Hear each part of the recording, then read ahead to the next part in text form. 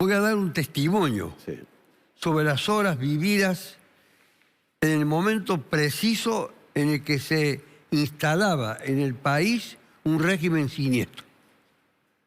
Se sospechaba, un día como este, 24 de marzo del año 1976, yo era juez de instrucción. Desempeñaba mis funciones en el Poder Judicial de Córdoba. Es la segunda vez, la primera en público, la segunda vez que voy a dar un testimonio sobre esas horas, porque la otra fue durante el testimonio que presté en la causa en la que se investigaron los hechos de la Perla en los tribunales federales de Córdoba. Y esta es una circunstancia muy afortunada y propicia para mí, porque el conductor del programa y el programa están imbuidos del criterio de señalar aquel episodio con sus ribetes trágicos y sus pérdidas jóvenes, de aquellos que sufrieron no solamente la pérdida de su vida, sino también de todos los otros que tuvieron que exiliarse, el encarcelamiento, etc.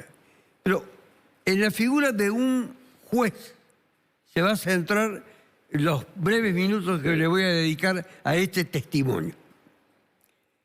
Cuando iba a ir a mis funciones ese día 24 de marzo, alguien me dice, no vaya porque usted está en una lista. Y usted está en una lista y yo no sé si es para matarlo o para encarcelarlo, que son las dos soluciones que han tomado para aquellos que cumplen funciones públicas. Gobierno de la provincia, legisladores, jueces, etc.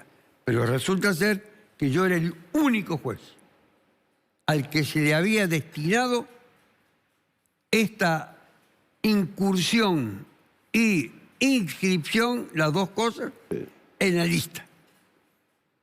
No sabiendo la persona que me informaba si era para lo uno o para lo otro. De todas maneras, eran dos salidas verdaderamente conmovedoras. Entonces tenía que tomar una decisión y yo vivía solo. Entonces tuve que pensar qué hacer.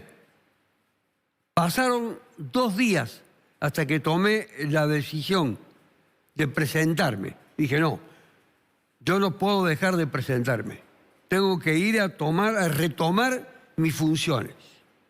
Entonces inicié el camino hacia el Poder Judicial, hacia mi despacho. Fui inmediatamente abordado en el camino, detenido, una vez que identificaron que yo era quien era, y estaba en una lista, pero quienes me detuvieron no sabía si mi destino era uno u otro. Simplemente tenían que llevarme a la jefatura de policía, que era donde se habían concentrado las tareas, parte de las tareas de inteligencia. De detención había también campos clandestinos, centros de detención ilegales, todo era ilegal. Ya se sospechaba que esto iba a ocurrir mucho tiempo antes y muchos pensaban que había que irse del país o enfrentar la situación o enfrentar las consecuencias. Bueno, yo estuve entre aquellos que tomaron la decisión de quedarse y continuar con la tarea. Pasaron esas 48 horas después del día inicial y decido presentarme. Me conducen a la jefatura de policía. Me sientan en un despacho, era la unidad regional en aquel entonces, el nombre de la dependencia que funcionaba en la jefatura de policía. Y ahí, en el pasaje Santa Catarina, a unos metros, estaba la tenebrosa D2. No fui así. Estuve en este lugar durante 12 horas, sin que nadie me dirigiera la palabra. Seguía siendo juez de instrucción. Claro. A mí nadie me había comunicado que estaba destituido. Hasta que alrededor de las 0 horas se acerca un oficial de guardia y me habla, primero me habla al oído. Me dice que Dios lo ampare. Tuvo ese gesto, este hombre. Y después me dijo, lo tengo que vendar y lo tengo que atar. Tengo que clausurarle su vista, No me dio todas las explicaciones, Sí, sí, sí. pero lo que dijo que tenía que hacer, lo hizo. Así que quedé Vendado y atado. vendado y atado. E inmediatamente transportado como una cosa y arrojado a un camión militar que estaba esperando a las personas que iban a ser trasladadas a alguno de los centros de interrogatorio que eran o el Campo de la Ribera o La Perla o el que sea. Uno no lo sabía. Solamente había en ese camión otra persona. Fuimos, nos llevaron, después lo supe, no en ese momento, a La Perla. La Perla. Y cuando llegamos a La Perla, más o menos a las 2 de la mañana del día, estoy hablando ya de las 96 horas que he dicho que son las 96 horas de terror del día 28 de marzo del año 1976, me pusieron en un... Yo no sabía si era verdaderamente una fosa para cadáveres o para ser eliminado. Era tierra pura. Una cosa hecha es profeso para eso. No lo podía ver, pero sí tener una posibilidad de dimensionar lo que eso... Imaginarlo. Mientras había un tropel de sensaciones en la mente de alguien que está a punto de ser probablemente su destino cancelado, terminado, concluido, muerto o no sé, o torturado. Uno nunca sabe. Entonces, ¿quiénes aparecen en la mente de uno? Es una tarea muy larga de reflexionar sobre eso en este momento. Lo cierto es que me arrojaron a ese pozo.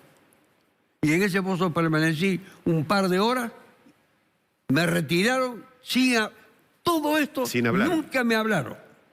Me retiraron del pozo. Me volvieron a llevar a un camión. Y de ese camión, un recorrido corto, lo que me hizo pensar después que era La Perla, porque era la Escuela de Aviación Militar, mi destino. Llegué a la Escuela de Aviación Militar, fui puesto en una celda, o lo que operaba como una celda, en la entrada del edificio. Con los que conocen la Escuela de Aviación Militar saben que hay un recorrido que hacer hasta la guardia. Después, a las 7 de la mañana, me sacaron de ese lugar. Había una formación militar y había algunas personas de civil que alcancé a ver, no obstante estar vendado, que después supe que eran funcionarios del gobierno que se encontraban, y habían sido destituidos, que se encontraban encarcelados. Y destituidos, obviamente. Sí. Entonces, un vicecomodoro llamado Simari, subdirector de la Escuela de Aviación Militar de Córdoba, que ya ha fallecido, se puso en una pose, obviamente tiene que haber sido una pose beligerante, militar, me dirigió un discurso de carácter ético para decir las razones por las cuales había sido encarcelado, porque las Fuerzas Armadas iban a cumplir fielmente un designio que tenían, que era de salvar las instituciones, etc. Y que yo era una de las personas enemigas de las Fuerzas Armadas, del país y de todas las condiciones que forman parte de la nacionalidad. Un discurso intimidante que preanunciaba un desenlace para mí trágico. Siempre vendado, Siempre vendado, siempre atado, vendado. E inmediatamente, después de decir, las Fuerzas Armadas van a hacer justicia con usted. Al decir esas palabras, yo ahora me sonrío, para decir esas palabras en semejante clima, en semejante ambiente, con semejante energía y con semejante despliegue de las fuerzas que lo acompañaban, pensé que venía el fusilamiento. No había otra posibilidad alguna. Sin embargo, no había fusilamiento.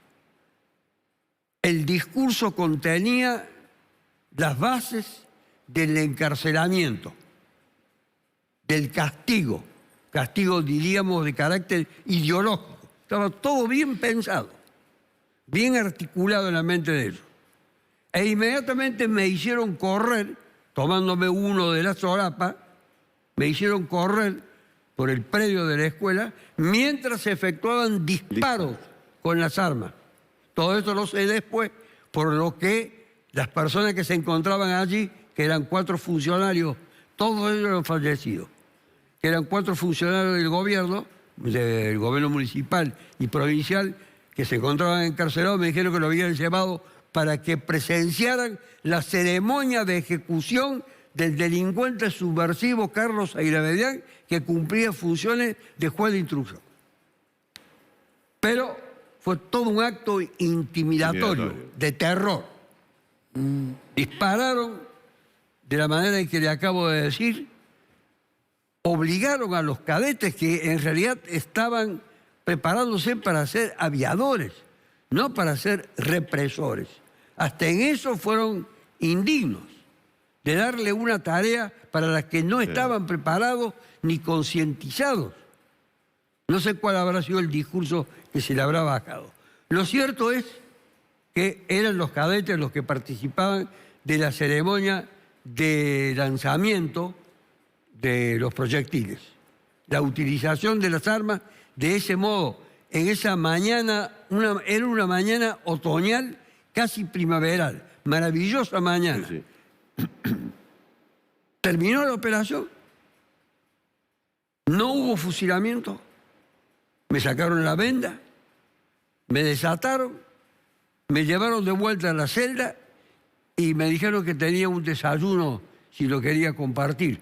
Por cierto que a esa altura de los acontecimientos no había nadie que pudiese ingerir alimento alguno. Y después me llevaron ya a un lugar que era la enfermería de la escuela. A los fines de permanecer allí como detenido viene la otra parte de la historia. Las 96 horas de terror sobre un miembro, el único del Poder Judicial. Los otros pertenecían al Poder Político.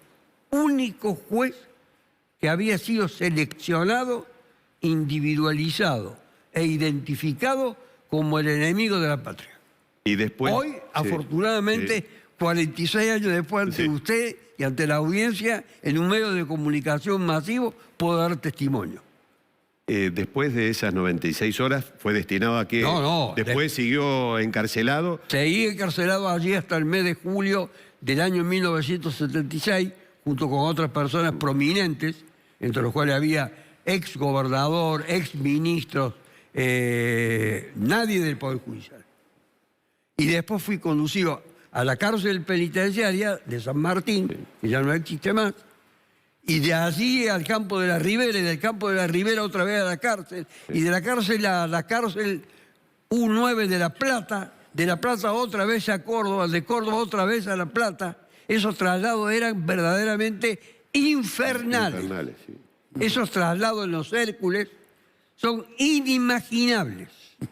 Ahí van vendados, atados. Vendados, atados, arrojados virtualmente en el piso. No había ningún tipo de asiento, nada. Sometidos a una constante humillación. ¿Cuál era el objetivo ese? La humillación de tantos traslados, ida y vuelta. Además, uno vivía en el estado total de incertidumbre. No sabés si te porque no sabía lo que le iba a pasar. Tiro, claro. Si algún día lo mataban, si algún día lo liberaban, o debía continuar en la prisión todo el tiempo que durase la dictadura, que ellos pensaban que iba a durar toda la vida o 20 años. Sí. Nadie imaginaba en aquel entonces la guerra de las Malvinas, nada de eso. Pero lo cierto es que todos los actos eran de humillación, de vejación, de violencia física constante. Escupir, golpear con machetes, con los elementos que tuviesen a su disposición. Intervenían siempre de esa manera. Sí.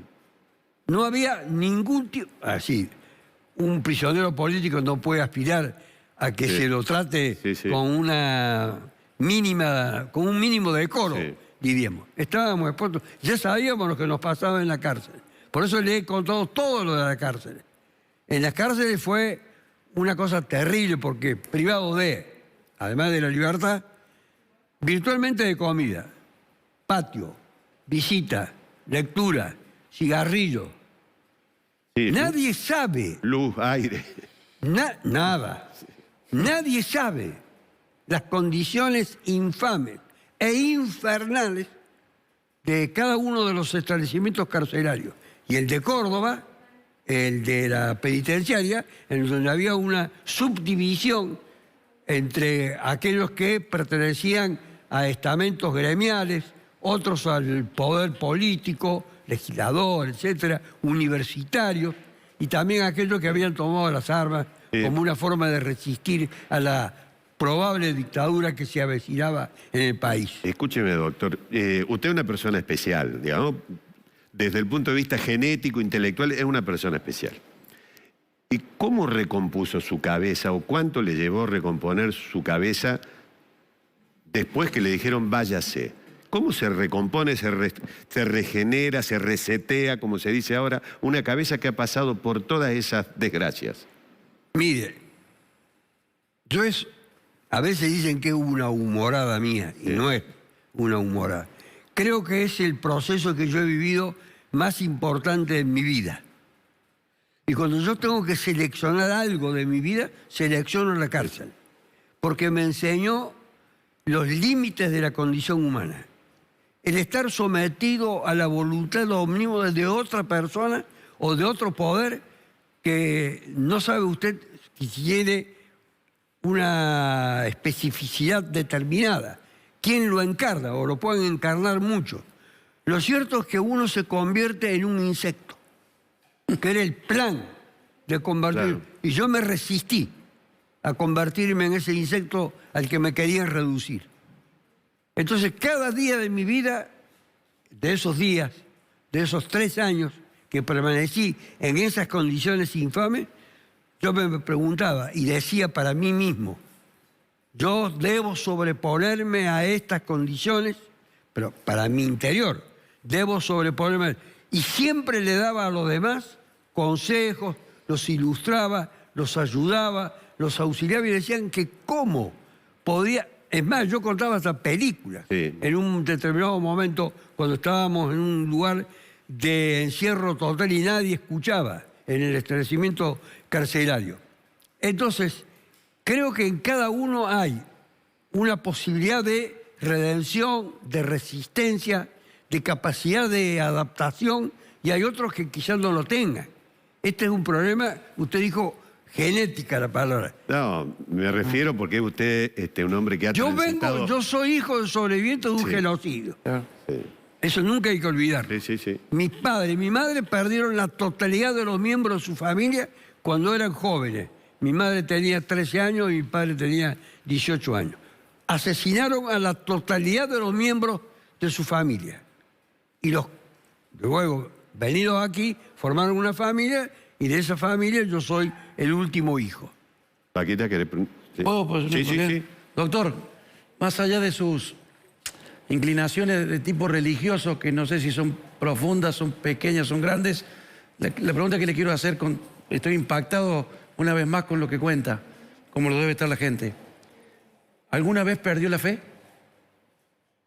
No, la fe, perdón, yo no tengo religión alguna. Por eso le hice la aclaración. Quiero aclarar. Dentro de su condición o su inclinación de tipo religioso, que no sé si la tiene o no, creo que no. Pero digo, en esos momentos tan cruentos, tan dramáticos, tan trágicos, ¿alguna vez se aferró a algo, a la fe, a la posibilidad? No me aferré a nada más espiritual. Que no hubo nada de espiritualidad en ese proceso de resistencia. Fue todo una cuestión psicológica. En cada uno se encuentra la posibilidad de salvarse de la situación que vive o no. Ni se puede hacer el héroe, ni puede acometer empresas personales, ni tampoco fugas, ni pensar en salvaciones milagrosas, nada. Era adecuarse a un mundo con las herramientas que lo ponía a usted en el límite de sus posibilidades y donde sus chances de supervida o sobrevida o de seguir con la existencia eran prácticamente nulas. Entonces usted se tenía que convertir en la personificación de la nada y a partir de ahí reconstruirse diariamente, minuto a minuto, segundo a segundo, y darle incluso fuerza, estímulo, apoyo, consejo ilustrarlo a los otros. Algunos decían que no hablaran conmigo porque yo tenía un mensaje pesimista en el sentido que no se hagan ninguna ilusión que nunca vamos a salir. Esta es nuestra vida, tapiados, clausurados, todo conexión con el mundo. No teníamos más ni familia, ni hijos, ni mujer, ni hermanos, ni padres, nada. Porque no había más ninguna conexión con nadie. Los que han vivido condiciones más terribles que la mía, y algunos no han sobrevivido, algunos han sobrevivido. Pueden dar un testimonio más terrible del que doy yo. Pero nosotros éramos un centenar de personas que nos encontrábamos juntos en esas condiciones degradantes, sometidos a un goteo constante de perforación de nuestra condición humana. Bueno, doctor, muchas gracias. No, le agradezco que me haya dado... No, ni lo pensaba, pero quería hablar de eso. El único juez que había sido encarcelado y fue para mí en el fondo una distinción. ¿Usted recuerda el momento en que sale? Cuando abren las puertas. ¿Solo sale también? ¿Cómo? ¿Sale solo? O Salí solo. En la cárcel de La Plata, se lo hago muy breve, estaban disponiendo alguna libertad de detenido a disposición del Poder Ejecutivo y cuando salían en horas de la noche, los viernes, y muchos de ellos fueron asesinados en la salida, en el camino. Muchos. Entonces, la Comisión Interamericana de Derechos Humanos presionó sobre el gobierno argentino para que las salidas fuesen los sábados a la mañana. Es decir, a plena luz del día, para que pudiera venir alguien a recogerlo y, bueno, tener un mínimo mayor de posibilidades de que no le pasase absolutamente nada. Recuerdo perfectamente el día de mi salida de la cárcel, una mañana ya terminando el verano, en la cárcel U9 de La Plata, después de haber pasado por esta situación verdaderamente kafkiana. El día anterior, que sería el que tenía que ponerlo en libertad, ¿sabes lo que hacían? Los sacaban del pabellón y los llevaban a una celda de castigo hasta la mañana siguiente. No le hacían nada en la celda de castigo. La celda de castigo es un lugar de aislamiento. Claro. Todo oscuro, donde no ve absolutamente nada. Y allí usted se queda pensando si realmente lo van a liberar o lo van a matar. Ese final también estaba pensado, diseñado, estructurado para deteriorarlo, para destruirlo. Destruirlo ahí, mira. Y de esa manera instalarle el terror, el miedo, para cuando saliese, si efectivamente iba a tener alguna garantía en el trayecto que había que hacer desde La Plata hasta Buenos Aires, si usted decidía volver por Buenos Aires, saber si podía o no enfrentar alguna situación anómala.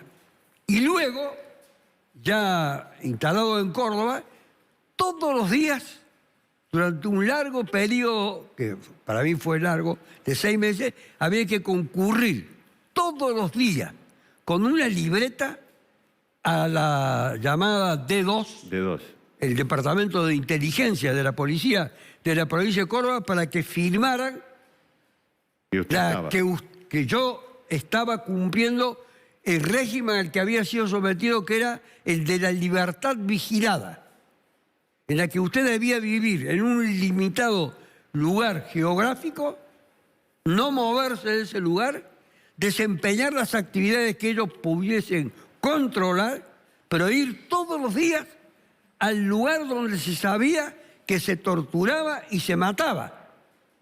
Quedaba en la calle Mariano Moreno en la oficina. Entonces todos los días, desde mi casa en Boulevard San Juan al 600, hacía el recorrido, llevaba la libretita y me anotaban allí que había asistido. Todas esas personas que eran los jefes del dedo, todos murieron en poco tiempo. Todos murieron de cáncer, una cosa muy extraña. Qué bárbaro. No sé si alguno sobrevivió, pero los jefes murieron, todos. Todos murieron. Iban muriendo a medida que el tiempo muy breve iba transcurriendo. Nadie me hablaba, nadie me dirigía la palabra. simplemente presentaba la libreta, que todavía la tengo en mi poder, la firmaban para dar cuenta de que efectivamente había cumplido. Un solo día. Fui a una cena, diríamos más o menos colectiva, y a la mañana siguiente me hablaron y me dijeron, usted estuvo en tal lugar en la Ruta 9. Totalmente vigilado. Ese era el régimen. Saber que había un poder omnímodo. Que todo lo sabía y Lo todo verdaderamente totalitario. Año 79.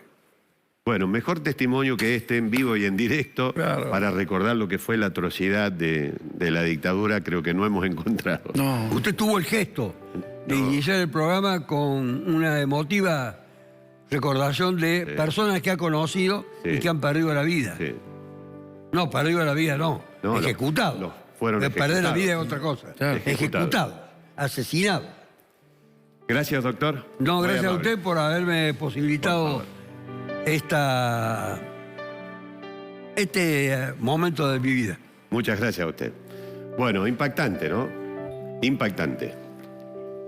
Sobre todo para los más jóvenes que no han vivido y que por ahí le cuentan algunas cosas mal contadas, pues la historia está bien contada y otras están mal contadas. Aquí en primera persona, una historia. Eso fue, lo que contaba el doctor, eso fue la dictadura militar. Eso fue. Hechos como el de él seguramente se multiplican por cientos, algunos peores obviamente, pero acá hay un testimonio vivo y real de lo que pasó la dictadura.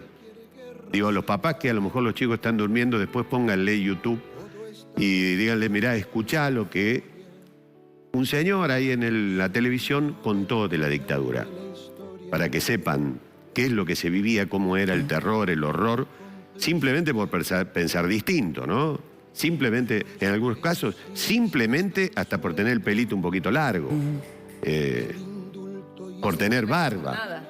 Por tener barba. Ni hablemos de lo ideológico, hablemos de esas cosas, ¿no? El aspecto. Sí, por el aspecto. Bueno, eso fue la dictadura militar, eso y muchas cosas más.